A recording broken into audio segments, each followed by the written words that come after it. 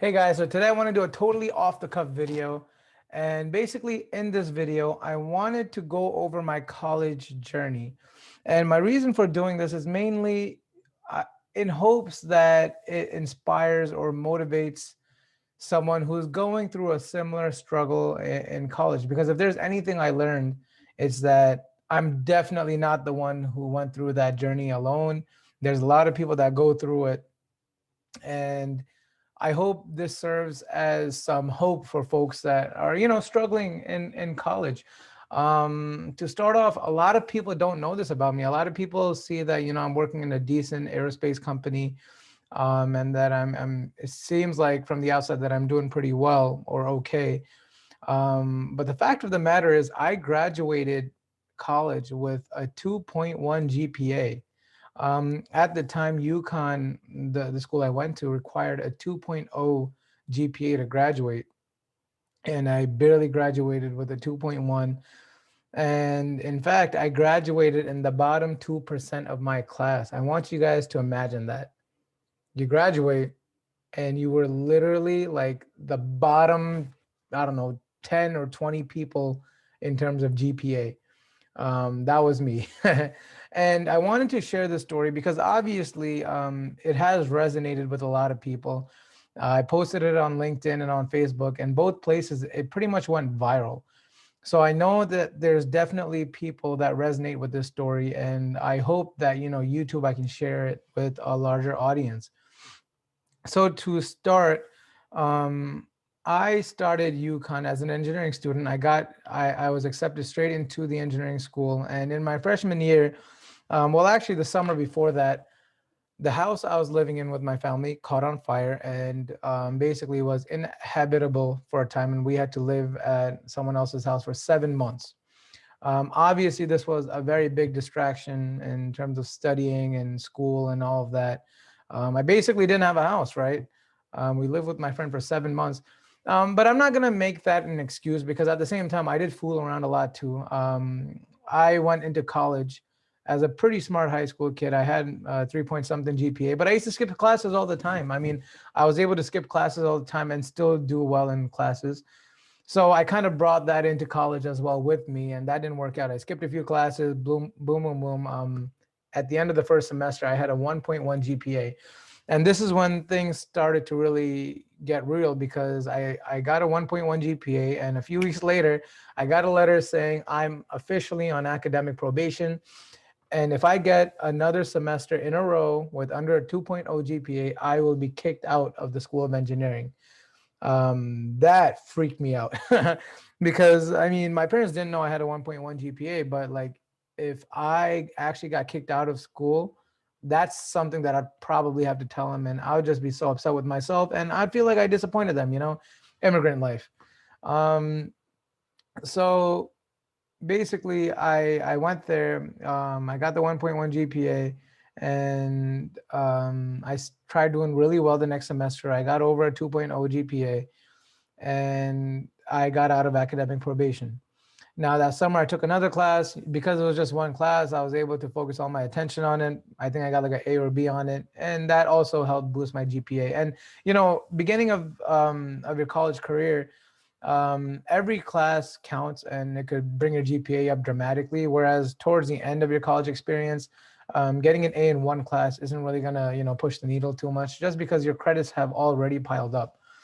So yeah, by the end of freshman year, I got over the 2.0 GPA, and I was coasting again. I got too comfortable. Third semester in college, boom, under a 2.0 again, put on academic probation again. And in fact, as you guys will notice as I go through the story, I was on academic probation for basically half my college experience, which is insane to think about. So yeah, third semester, what happened was my father actually got a quadruple bypass. Again, I mean, I don't want to make these. I don't say these things to make an excuse, because I admit that although I did have a bit of a tough college experience, a lot of the things were my own personal choice where I fooled around too. I did prioritize other things over college. Like I prioritized my family for sure over college, which honestly, I mean, Yeah, it might sound like a good excuse, but at the same time, it is what it is. It's going to affect your grades. And just because, you're going through a lot of stuff outside of school, it doesn't mean that you deserve a better grade or something, or some special attention or whatever. So yeah, my father had a quadruple bypass. He had a repair shop, and I was managing a lot of the business while going to school at the same time, and so I couldn't obviously focus in my classes as much as I would like. So it did affect my GPA. I got under a 2.0 again, put on academic probation again. Again, I didn't tell my family, and they didn't really need to know this yet. But luckily, fourth semester, I got over a 2.0 again, and I was able to get out of probation. Now, my third year, junior year, this is when it got really scary. So, this year, I mean, I don't even know what my reason was. I didn't really have a reason for a low GPA. It was just, I don't know. I was trying my best to go to school, but still, have a little bit of fun hanging out with friends and everything. And junior is definitely, I think, in engineering when you take some of your harder classes. So they're definitely difficult. I studied mechanical engineering. It wasn't easy. And so I got under 2.0 the first semester. And then I tried really, really hard to get over a 2.0 the next semester in my junior year. But I felt like it was so close. I was trying to talk to teachers to find out what grades I got and what I can expect. And it just seemed so close. I thought for sure I got under 2.0 again, and I'm officially going to be kicked out. And I was so worried, like, how am I going to tell my family? And what am I going to do? It's so late to switch majors. I'm going to be stuck in school for a few more years just to get done with college. And it was just a mess. Luckily, though, instead of a 2.0, I ended up with like a 2.07 something. It was a miracle. I somehow managed to get out of academic probation barely, and I was good again. And so senior year, I don't think I got into academic probation senior year. I was kind of coasting through it. I had a very easy senior design project. But now is the time where all of my friends started getting internships, and I had nothing lined up, mainly because of my GPA. And this is where I want to let people know that, just because you have a low GPA, it only bothers you, or it only prevents you from getting a job, or slows you down, or becomes an obstacle only on your first job. After that, no one cares. After about 3, 4, 5 years, no one cares about your GPA anymore. No one asks about it. In fact, I proudly tell people now, even if they don't ask about it, I let them know. I'm like, yeah, I had a 2.1 in college, because at the end of the day, I mean, I've got a seat at the same table they do. I had a low GPA, sure, but I made up for it in different ways. For me personally, I feel like I had really good people skills. I did understand engineering concepts. I wasn't as good as some, the 3.5 GPA folks, but I understood them. And so I was really proactive. And I remember I used to go to all the engineering career fairs and just try my best, try my luck at all of the companies. Obviously, a lot of the big companies, like, the companies I work at right now, they all wanted a 3.0 GPA at least. A lot of them wanted a 3.2 if you wanted to work with them as an intern. So obviously, the first tier companies, I wasn't getting into those. But again, I tried out all of them. There was one company, it was called Quest Global, and they actually liked me a lot. I could tell they liked me a lot. And they didn't ask about my GPA, which was huge for me. And so, however, the recruiter said we'd stay in touch. Eventually, she lost touch. I kept following up, though. I followed up every month, every week, I think. Eventually, that turned into every month. And then I thought, they gave up on me. And then one day, months later, I decided to go on site, knocked on their door in HR, try to find out where they are, and said, hey, my name's Anam Khan. I've been trying to get in contact with you guys for a while. Here's my resume. Please take a look. And again, a lot of companies, sure, in one point of view, I guess that could come off as a little bit creepy, but some companies, they like it. They're like, this guy is fresh out of college. He's so proactive. He could go far.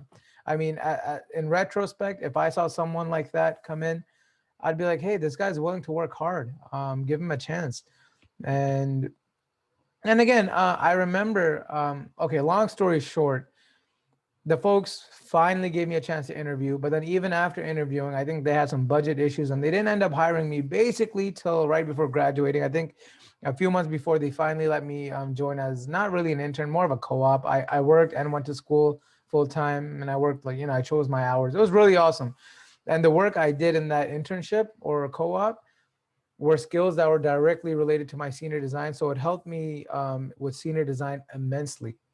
So yeah, long story short, I did end up getting hired by them. And I remember one day while I was working there, I saw a kid from my school come in to interview, and this guy was smart. He had like a 3.5 GPA. He was smart as heck. Um, but what happened was this guy came to the interview, and I know generally they interview them and then they give him a tour of the building and stuff, just show him all the offices. This guy came, his shirt wasn't ironed, his pants weren't ironed. It just looked like a mess, totally unpresentable. And not even unironed. I mean, I get it. A lot of people like to steam or, use a steamer or whatever. This guy had wrinkles everywhere. So long that guy didn't get the job, obviously. And it just comes to show you that, yes, your GPA does matter, but it's not the end of the world. And if you lack in GPA, there's other ways you can make up for it or try your best to make up for it. And I think one of those ways is being a lot more proactive, having better communication skills, um, being more presentable, I guess. A big tip I tell folks is if you have a low GPA, just spam the internet with your resume. Go on monster.com or Indeed and just put your resume everywhere and just hope for the best. Eventually something will bite. People try to be too picky, man, when they have a low GPA. Dude, just gain experience. Beggars can't be choosers. Even if you're not passionate about the job, just get something and then use that as a stepping stone. So what happened for me is, yeah, I ended up getting a job at Quest Global. It was an outsourcing company that does projects for some big companies like the one I'm working at right now. And from there, here's another tip a lot of people don't know. And see, this is why you should watch my video all the way to the end. This is where the juicy stuff comes in. So out of college, I was making like $60,000. And then about just working there full time for 6 months, I started applying other places again. That was just a proactiveness in me. And I realized that if you apply to contracts, they are super lenient. They don't care about your GPA. No one cares about it because they're not trying to hire you full time forever. They just want to, get you to help. They want you so you could help out with something, and then they just want to cut you out. So somehow I landed a contracting position at just 22 years old that was making six figures, and no one asked about my GPA. It was insane. And so this is another big tip I tell people that are in engineering school that have a low GPA. Apply to contract positions, man. A lot of these contract positions don't care about your GPA, or they might, but they won't ask for it because it's not at the top of their list, right? And if they don't ask for it, that's good for you. So if you're really struggling to get a job, all you need to make up for it is be proactive, be presentable, have better communication skills, and make up for your GPA with experience. That's very important. So for me, I worked at several different companies, gained a decent amount of experience. I feel like that kind of made up for my low GPA.